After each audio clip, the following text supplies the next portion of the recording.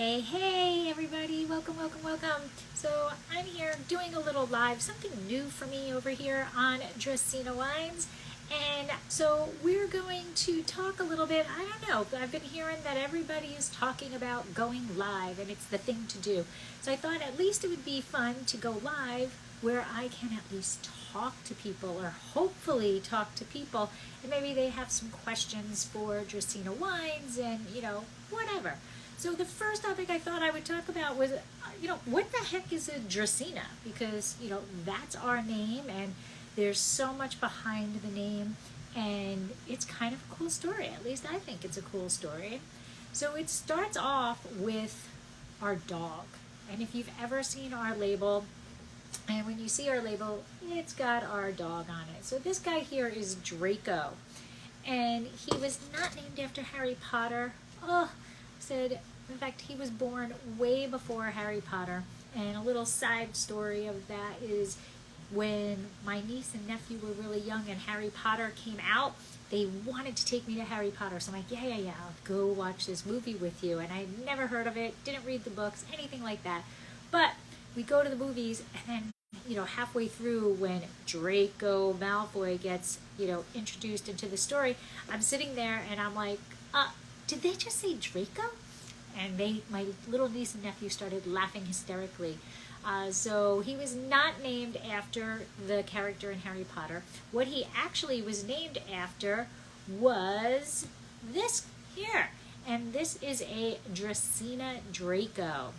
And it is a pretty darn cool tree. So if you look at our label, Draco is here and he is standing in front of an outline of this Draco tree. And Dracaena Draco is a really special tree. And the reason why we chose this name was when we lost Draco after 14 incredible years, I didn't do well. And Mike, our winemaker, and my husband, he just bought me a Dracaena Draco tree that we put in his spot.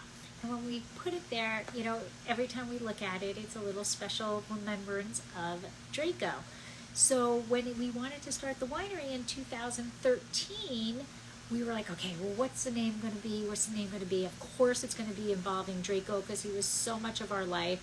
But Michael is a food chemist and I'm a microbiologist, so we're those dorky science people.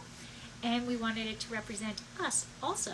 So we came up with Dracaena, which is the Latin name or the genus name for a Draco tree.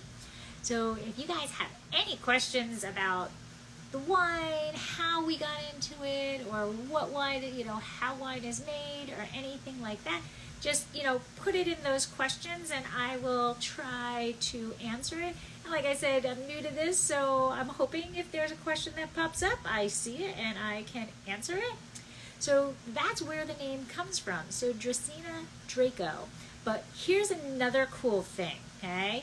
So Dracaena Draco actually is also known as dragon's blood. So that is the actual sap that comes from a Draco tree. And it is called dragon's blood. And it is pretty darn cool, right? I mean, that's like unlike any other sap you see anyplace else. And this dragon's blood is supposed to have mystical powers in a lot of magical beliefs. In Wiccan, it is for healing, protection, and banishing. So if you have it, you can actually, most people know about sage smudges where, you go into a new house and you want to ward off all of the bad stuff that was there before. You burn sage. You can also burn dragon's blood, and it's the same thing. It's these stalks, but it's a powder, so it's like, they turn it into the stalks, and then you can burn it, and that helps protect the house, kind of in a different way than sage. Sage kind of gets rid of all of the bad stuff, and dragon's blood kind of puts a boundary around your house that protects you from all the bad stuff, and it banishes anything that is evil. So that is dragon's blood, and that's where it comes from.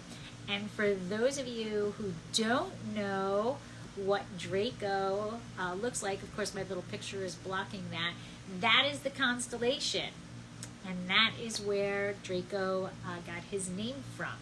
So I just wanted to come on and just kind of give a little hi and see what people thought about going live, and if you had any questions to ask. I'm going to try to do these a little bit more often and see, maybe have different topics about what. So if you want me to answer any questions, just leave a comment and I will get to it, and maybe we will do a live answering that question. So thanks everybody for joining, and thanks for hearing my little story of my Draco and Dracaena.